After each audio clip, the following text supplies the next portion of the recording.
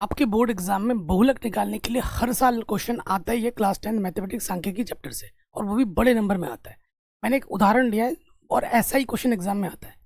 ठीक है sir, tough question आता ही नहीं है, टफ होता ही नहीं है। पहली बात तो क्वेश्चन क्या बोल रहे हैं, जैसे कि विद्यार्थियों के एक समूह द्वारा, ठीक है, क्वेश्चन क्या बोल रहे हैं, विद्यार्थियों के एक समूह द्वारा मोहल्ले के 20 परिवारों पर किए गए सर्वेक्षण के परिणामस्वरूप विभिन्न परिवारों के सदस्यों की संख्या से संबंधित निम्नलिखित आंकड़े प्राप्त किए। ये आंकड़ा दे रखा है, यहाँ से मुझे कोई लेना देना नहीं है। बहुलक वाले प्रश्नों में सबसे इंपॉर्टेंट जरूरी चीज क्या है, ये आंकड़ा।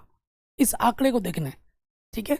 आपको पता है ये परिवार माप हमें दे रखा है, इसे कहते हैं वर्ग अंतराल, और ये परिवारों की संख्या ये हमारी बारंबारता है। तो आपको क्या देखना है, सबसे पहले कि जहाँ पे खत्म हो रहा है वर्ग अंतराल वहाँ से स्टार्ट होना चाहिए।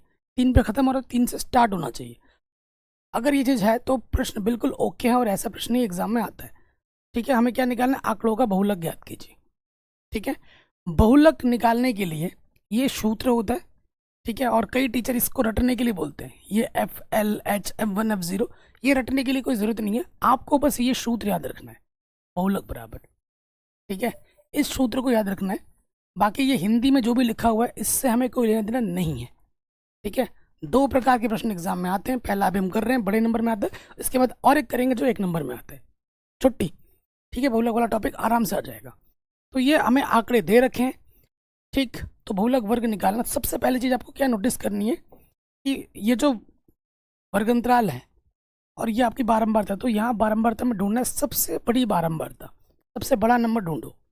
8 है, तो ये जो सबसे बड़ा नंबर है इसे हम कहते हैं F1। जो सबसे बड़ी बारंबारता होती है उसे हम F1 कहते हैं।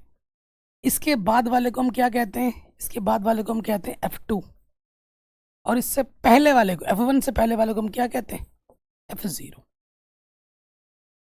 सिंपल।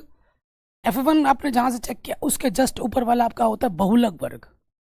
ठीक है, तो ये कभी ये सारा एग्जाम में लिखना होता है, चूंकि F1 हमारा कितना है बाबू, 8 है, इसलिए जो बहुलक वर्ग होगा, कभी कभी 1 नंबर में एग्जाम में आ जाता है बहुलक वर्ग बताओ भैया, बहुलक वर्ग की निम्न सीमा बताओ।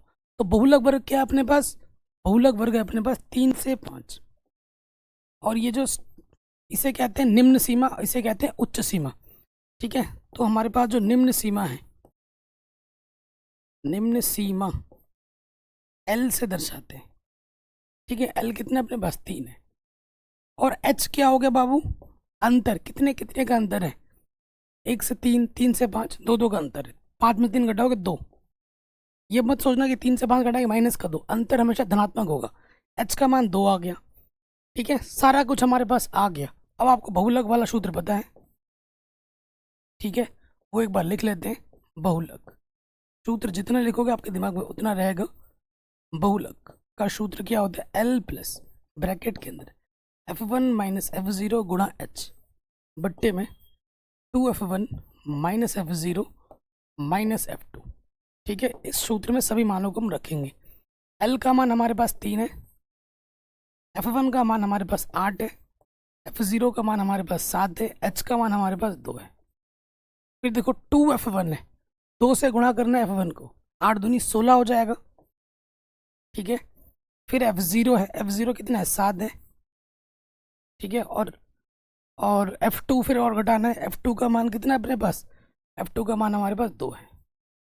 ठीक है, इसको हल कर दें तो ये हो गया 3, 8 में से 7 घटाएंगे 1 आएगा, गुणे में है 2, बट्टे में है 16 में से आपको क्या घटाना है, 7 और 2 9, और हल करते हैं 3 प्लस 2 1 कम 2 बट्टे में 16 में से 9 घटाएंगे 7 आ जाएगा। अब आपको क्या करना है, भाग देना है, 7 से भाग दे देना है 2 में, दशमलव लगाएंगे 0 आ जाएगा। 7 1 के ज़्यादा हो जाता है, 7 दूनी 14, घटा देंगे तो 6 आ जाएगा, 0 बढ़ा सकते हैं। 7 8 56, 7 9 63, 7 8 56, दशमलव के 2 स्थान तक ले लो वही बहुत है, क्योंकि ये तो चलता जाएगा। 0 7 पंजे 35 है ना, दशमलव के 2 स्थान तक ले लो वही बहुत है।